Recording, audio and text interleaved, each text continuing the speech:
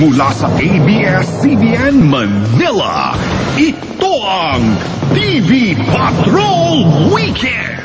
Magandang gabi Pilipinas, kami ang mga patrol ng Pilipino. Nagbabalita at naglilingkod sa inyo saan man sa mundo. Kapamilya, 6 na araw bagong Pasko, trahedya bumalot sa Tuguegarao City, Cagayan nang masunog ang isang pension house at tindahan ng motorsiklo. 15 ang patay, karamihan sa kanila mga nursing graduate na kukuha sana ng board exam ngayong araw. Mula Cagayan, nagpapatrol Julius Camba. Ginulantang ng malaking apoy ang mga nanunuluyan sa bed and breakfast pension house sa Barangay Centro 3, Tuguegarao City kaninang 1:00 ng madaling araw. Nagkumahog ang mga bombero sa pag-apula sa sunog na umabot sa general alarm. Wala nang tigil sa pag-iyak ang mga napasugod na magulang at pamilya. Dito kasi tumuloy ang kanilang mga anak na kukuha ng nursing board exam ngayong araw. Ayon sa Bureau of Fire Protection, 37 nursing graduates mula sa University of La Salette ang nag-check-in sa pension house kahapon. 28 ang nakaligtas matapos dumaan sa fire exit. Pero ang iba, kalunos-lunos ang sinapit. Kwento ng mga taga roon, sumisigaw pa ng saklolo ang isang lalaki sa bintana. Pero sa tindi ng init at usok, di rin siya nakaligtas. Umabot ng 10 oras bago naapula ang sunog. Ayon sa BFP, posible itong nagsimula sa tindahan ng motorsiklo sa ground floor ng pension house. Nagpabagal lang sa sunog itong mga stock nirang mga gulong at saka yung mga oil. 15 ang kumpirmadong patay, kabilang ang 9 na nursing graduates at 6 na miyembro ng pamilya Fondevilla na may-ari ng pension house. Agad isinailalim sa stress debriefing ang pamilya ng mga biktima. Umalalay din sa kanila ang mga kinatawan ng University of La Salette. Julius Camba, Patrol ng Pilipino, Tuguegarao.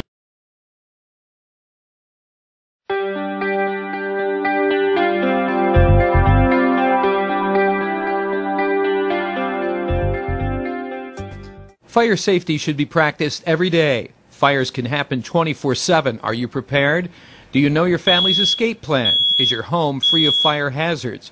Would you know what to do if it should happen to you? Ontario County 911. And my house is on fire. Your house is on fire, sir. What's the address? 6389 Route 96. Okay, sir. Is there anybody in the house? No, nobody's in my dog's in the house. Stay out of the house. Do not go back inside. We'll be sending the fire department out. Be on the lookout for them and wave them in, okay? Okay, thank you. Thank you. Remember that any fire is an emergency situation, and when you call 911, that it takes time for the personnel to arrive on the scene. Fire dispatcher to Victor, fire alarm Victor for the structure fire, 6389, Route 96.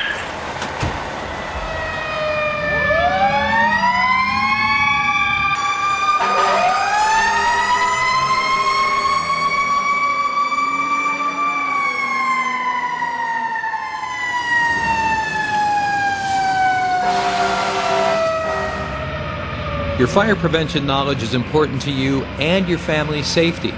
Knowing possible dangers in your home is the best first step in fire prevention. Some of these possible dangers are unattended open flames, such as candles, overloaded electric sockets, and the misuse of lighters and matches. If you see your friends playing with matches, make sure you tell an adult as soon as possible. The kitchen can be a hazardous place when it comes to starting a fire in your home. Grease fires are fairly common when cooking in the kitchen. When extinguishing a grease fire, one thing to remember is to not put it out with water. It'll only make the problem worse or could cause it to spread. The correct and safe way to extinguish a grease fire is to either cover the fire with a wet towel, put a lid on the pan, or throw baking soda on the grease. Be sure to cover anywhere there is flames with baking soda.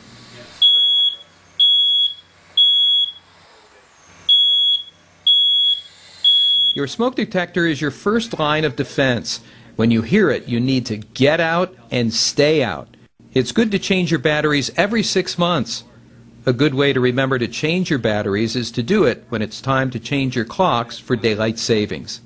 It's also important to test your smoke alarms at least once a month Just as important as smoke detectors are CO detectors.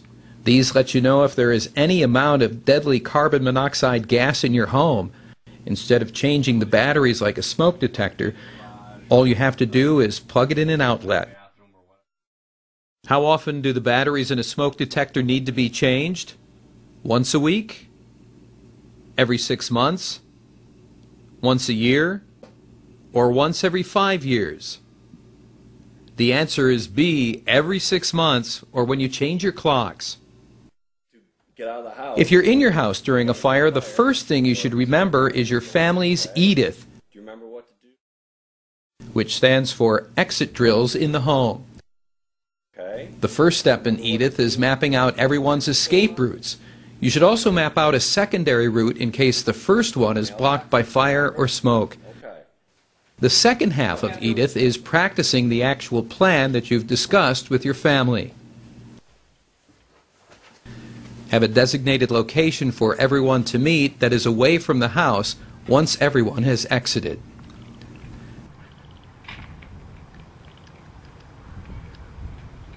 The mailbox is usually a good location to pick as your meeting place. If you're in a room and the fire is right outside your door, don't hide. Test the door with the back of your hand. If it's hot, stay there or find another way out. You can also put a blanket under the door to keep the smoke out. If you have to escape through smoke, crawl on your hands and knees and keep your head 1 foot above the ground.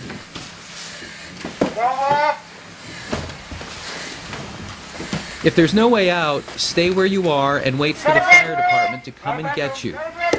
Once the firefighters get there and assess the situation, they will come and find you and any pets you may have.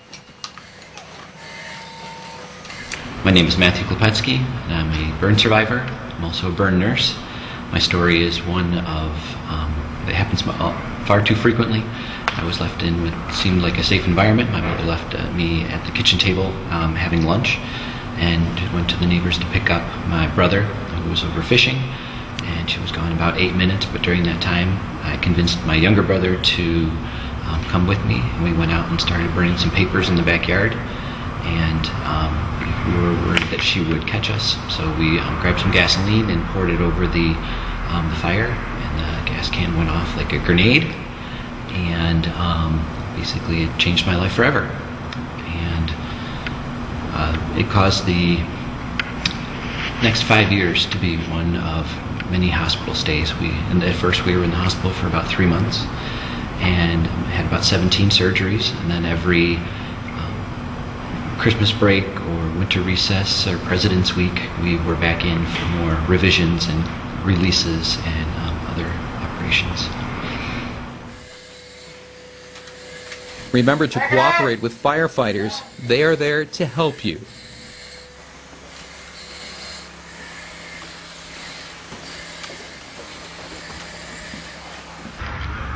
This is what can happen if a wastebasket fire is left unattended. As you can see, it spreads quickly and can reach temperatures of over 1,000 degrees Fahrenheit within minutes. I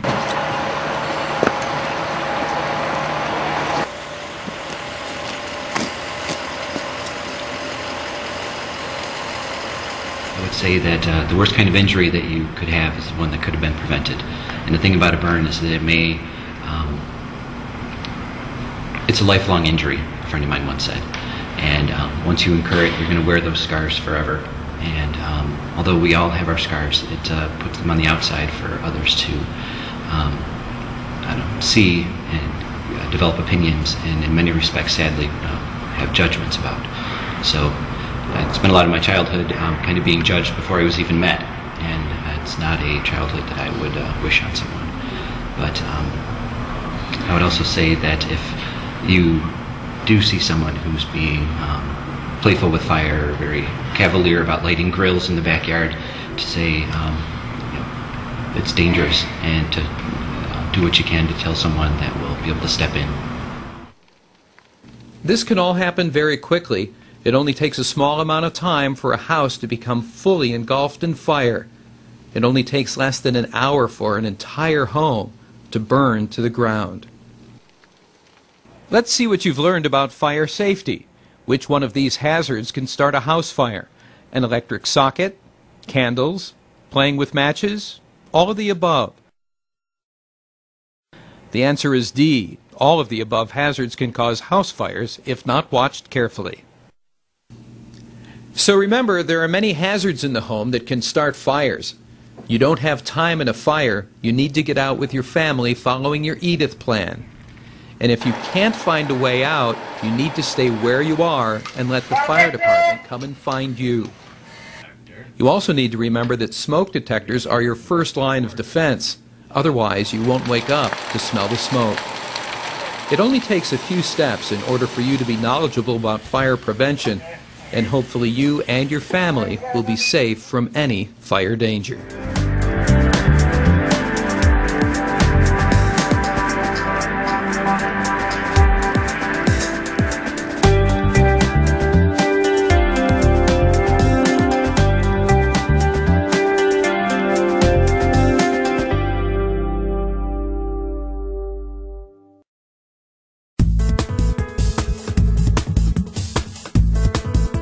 Alert!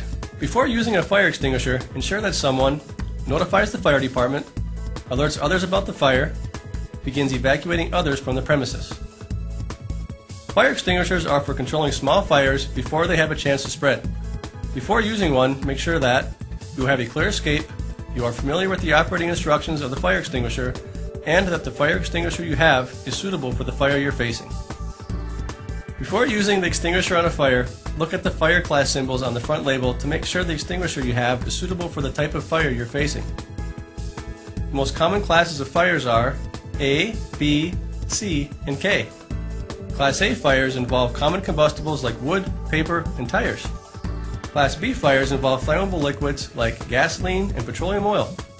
Class C ratings involve energized equipment or things that are plugged in, like appliances, computers, televisions, and electric machinery. Class K fires involve cooking oils and greases, like vegetable fats. Once you've determined that the extinguisher is the correct type for the hazard, proceed to operate the extinguisher using the pass technique to control and extinguish the fire. First, hold the extinguisher upright and pull the pin. Next, stand 8 to 10 feet from the fire and aim the nozzle at the base of the fire. Do not get too close or aim the nozzle too high. Once the nozzle is aimed at the base of the fire, squeeze the levers together to begin discharge of the fire extinguishing agent. Maintain your distance from the fire and sweep the nozzle from side to side, sweeping 3 to 6 inches beyond the right and left edges of the fire. Discharge the extinguisher until contents are exhausted to prevent reignition. Move around the fire to confirm it is completely extinguished. Your quick action can save lives and protect property. Using the fire extinguisher properly is only one part of a fire safety plan. For more information and training videos, go to www.femalifesafety.org.